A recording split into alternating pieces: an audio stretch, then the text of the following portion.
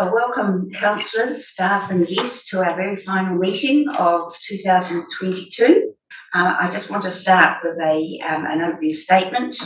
I remind councillors and staff that this meeting is being live streamed and recorded, and that the recording will be made available on the Bay of Plenty Regional Council website following the meeting. I also remind all present that local government decision-making affords no protection to councillors, council officers and the public for comments made during meetings that are subsequently challenged in a court of law and determined to be slanderous. So welcome, Councillor Winters. I see you on Zoom. So now I'm going to pass over to Councillor Thurston for an opening karakia. Thank you. The spirit of Christmas, let us be outstanding and let us never forget that we're forever in the holy presence of God. Almighty God, we ask that you give us wisdom in the decisions we make here today and give us guidance in working with our regional communities to promote their social, economic, environmental and cultural well-being. Amen. We have apologies for absence from Chairman Leader and Councillor Von Dadelson. Are there any further apologies? Just noted that Councillor Chair, Councillor White and Councillor Etier has not yet. Yes, thank you. So could I have a move and second to accept those apologies with? Thank you, Councillor Campbell and Councillor Thurston. I'll put that motion. All those in favour? Aye. Aye. Against? Carried. So we have no public forum and we have no items to be added to the agenda. And we have no change to the order of business. It's a fairly slim agenda today. Are there any conflicts of interest? No. So then we will move on to the substantive item of the meeting, which is the adoption of our annual report summary. And I'd like to welcome Leon Petershea on behalf of Audit New Zealand, who's going to present to us. But first, I will pass across to Kumaran to present this item. Welcome, Kumaran.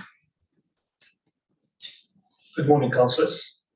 So included in the agenda in front of you today is the annual report and summary annual report. So the purpose of this report is to present these documents to you for consideration and adoption. The annual report essentially covers the financial and non-financial performance information and results for council as a parent entity and for the council consolidated group, which essentially comprises council's wholly owned subsidiaries, Quayside Holdings Limited and the Toorangatta Trust. The report also covers off the 44 performance measures set out in the long-term plan for the 21-22 financial year. Of those 44 measures, 73% or 32 of those measures were achieved, and the main reasons for any financial and non-financial variations are covered in sections 2.1 and 2.2 of this report. Council also has delivered its work program in relation to operating spend of 158 million compared to a budget of 163, and achieved a total operating revenue of 148 million against a budget of 157. That's resulted in a deficit that's higher than budget, and Council also delivered a capital work program of 18.5 million. So in addition to covering off the financial and non-financial performance results set out in the annual report, this report also seeks Council's approval to carry forward capital projects from last financial year to this financial year. When Council is considering that, staff are also in the process of doing a capital deliverability review on this year's capital program, and also the consequence of that on the next financial year. And the results of those reviews will be presented at a future annual plan workshop early next year. Thank you. Leon? Thank you, Madam Chair, councillors. First of all, congratulations on the election results. Last month, I think, 2 months ago. Time flies when you're having fun. So overall, as far as the audit goes, we've completed the audit and the audit went really well. This is a reflection on your staff and management and how they prepare and provide us with quality information on a very timely basis So I really want to thank them for that. Furthermore, we have challenges, as I've been saying for the last 3 years, about auditor shortages and so forth. We're doing everything in our power to address that, but it did impact on this audit, and that's why we're here a few days before Christmas and not a few months ago. But we try and address that in the coming years. So, as I said, we've completed the audit and we are ready to issue an unqualified audit report on the financial statements and statement of service performance. Lastly, I would just like to inquire from councillors whether you are aware of anything that happened since the year end 30 June 2022 to today that may impact on the annual report in any way. Before I get the councillors to answer, I just might like to check with staff that there's nothing we haven't been advised of. No.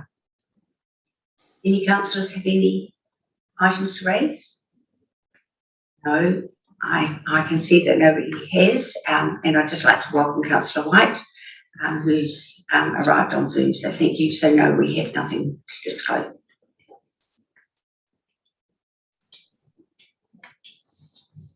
So councillors, have you any other further questions for Leon or staff on the annual report?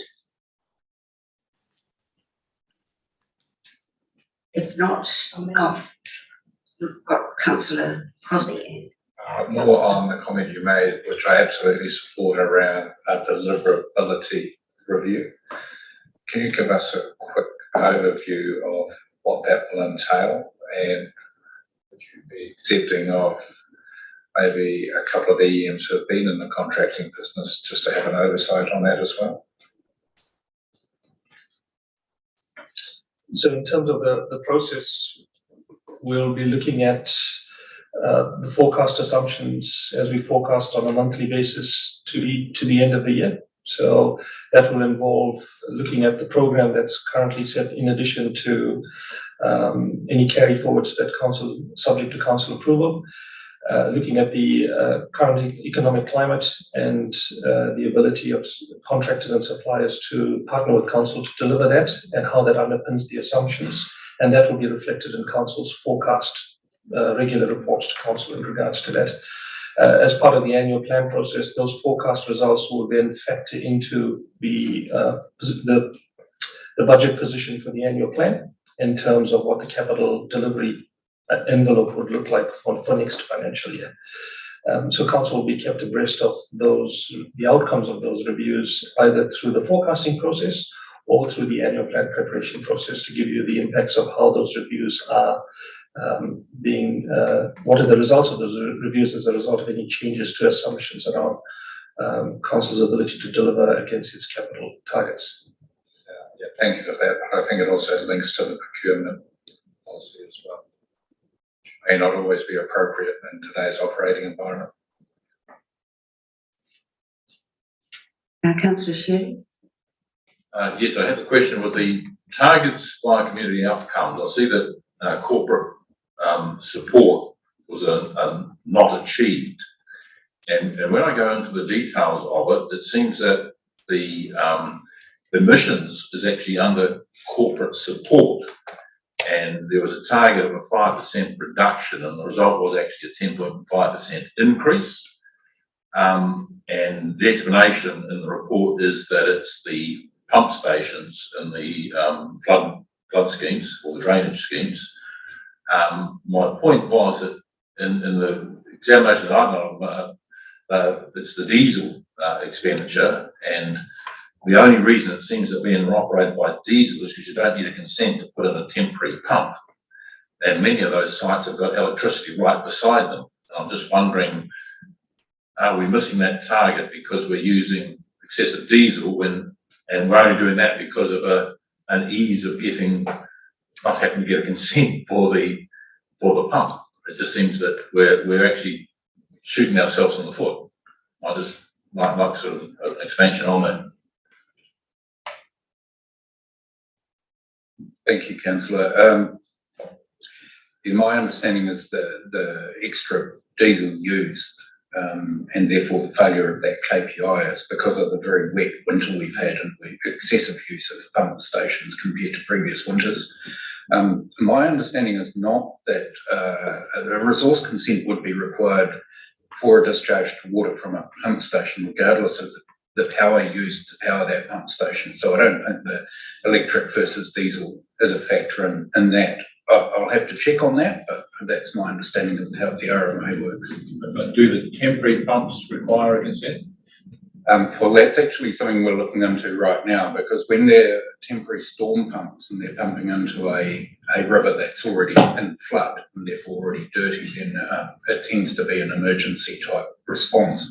When it becomes, as it has been this winter, more of a routine pump and it's happening every week or every fortnight, then that probably should have a consent in my view. So we've got a principal advisor from the consents team having a look at that very issue over the next few weeks to ascertain what consents ought to be in place. Because it seems some of the temporary ones are sort of operating 24/7. Exactly. Yeah.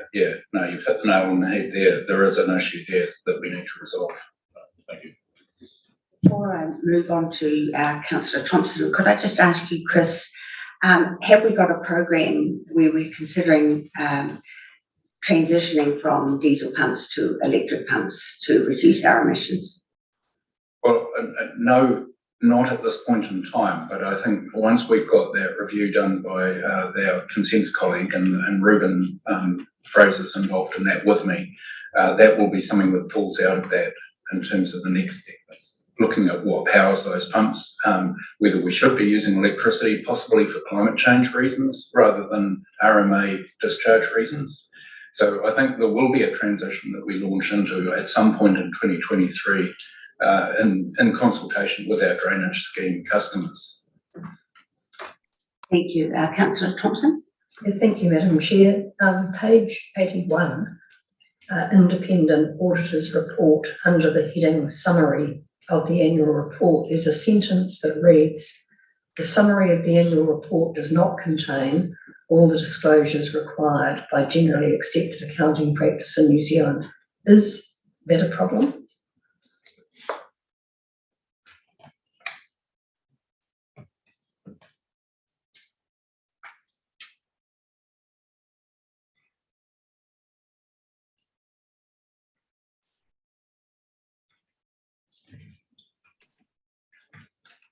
So you're referring to my report on summary? Yeah, no, it's not a problem, because the summary can't disclose everything that's in the full annual report. I mean, the summary is only a few pages.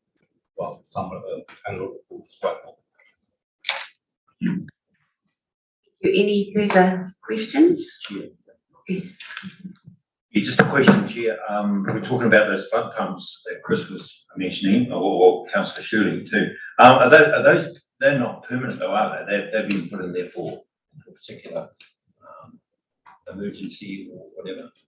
Yeah, that's correct. There were two pumps put in the Lower Kaituna after the 2017-2018 flood events, particularly because we had a couple of farms there which were suffering from particularly wet paddocks, and that we weren't meeting our levels of service for clearing that water. So we put some temporary pumps in there, and they are still temporary pumps, but they have been operating in one location for a long time, particularly this winter. So that classification, I guess, of temporary has to be raised now as to whether they are, or whether a permanent pump is needed at that location. So that's the work we're about to launch into. And so are they 24 hour? They're running 24 No, hours? no. Just when they're needed? No, they're just when they're needed, but because we've had a particularly wet winter, they've been needed more and more often, which is why you're also seeing that diesel usage come up. Not only from those two temporary pumps, but also from the Bell Road pump stations, which are permanent and are consented, but they're using a lot more diesel as well because of the wet winter, and they've been wanting to clear from that area. Thank you. I did see that Councillor Thompson moved that we received the annual report. Do I have a seconder? Thank you, Councillor Scott. Well, if there were no further comments, I'm going to put that motion. Oh, sorry. So just looking, Chris, at the performance measures for the swimmability, are you, I see it, it didn't meet its target in terms of, number of sites that were swimmable, and that's kind of, I suppose, alarming because it tells a big story. Were you expecting that? And what do you think next year is going to look like? Did you set an ambitious target, or are you surprised that you didn't get there with that? I think it was a little bit of both. It was a bit ambitious. It could have been more ambitious. I think some councillors wanted us to be more ambitious, but I thought it was ambitious, and it obviously was because we didn't pass it this year. Having said that, we have passed that for, I think, 3 years in a row. So I was surprised to see it not passed this year. I think there were two, from memory, there were 2 catchments in the Rotorua area that were only just passes last time that were now only just fails. So the amount of change was actually quite small, but nevertheless, it changed from pass to a fail. So what it does for me is it increases my determination for those 2 catchments, but also others that are in that category of not passing to become passes. And that might take 2 to 3 to 4, maybe 5 years before we get there. But I think if we've got an increased focus on working with the landowners in those catchments to apply environmental measures, environmental programs, then that we will get there eventually. So it's a bit of a wake-up call, I guess, is what I'm saying. Yeah. Thank you. Just on that, could the extreme weather events that we experienced during the period have had an impact on the results if we had a heavy rainfall before testing? In this case, I don't think so, Councillor. I think the results were from the previous summer. And interestingly enough, the results I'm aware of for this summer's sampling so far, and it's early days yet, but for the results for the Kaiati Falls site, which many of you will be familiar with, are actually looking very good so far this year. So even despite the fact that we've had a wet winter, so sometimes science doesn't follow what you might expect it to do. Councillor Winters, I see you have a question. Oh, yeah, thank you, Madam Chair. Just to assure councillors, I've made a mental note of those 2 things, review of capital expenditure and the diesel versus electric pumps, temporary versus permanent. Make sure it comes back to operations and monitoring when those reports are received. So made a mental note. You'll be hearing further about this. Thank you. Excellent. If there are no further questions or comments, then I'm going to put that motion that we receive the annual report and the other recommendations there, the carry forwards. So I'll put that motion. All those in favour? Aye. Against? Carried. Thank you very much, councillors, and thank you very much, Leon, for coming to present to us today. We have no items not on the agenda. So it comes to the point where I just want to wish you all and your families a very relaxing and joyous Christmas break and festive season. It's been a busy year, stressful for some during the election period, and we've got a very busy year ahead of us next year. So I wish you and your families all the best for Christmas and the new year. So do we have somebody that would be willing to give a closing karakia? Jotaro, are you able to do that? Yes, I'll Thank do you. that. Yeah. Kia tau, Merry Krihi me te me ngā mihi o te tauhu ki a koutou, e tautoko na hau ngā mihi o te tiamana ki a koutou. Nō reire he karakia poto mō tātou. Kia tau, kia tātou katoa, te atawhai o tō tātou origi a Hukraiti. Me te aroho te atua, me te whiwhinga tahitanga ki ta wairua tapu, a ke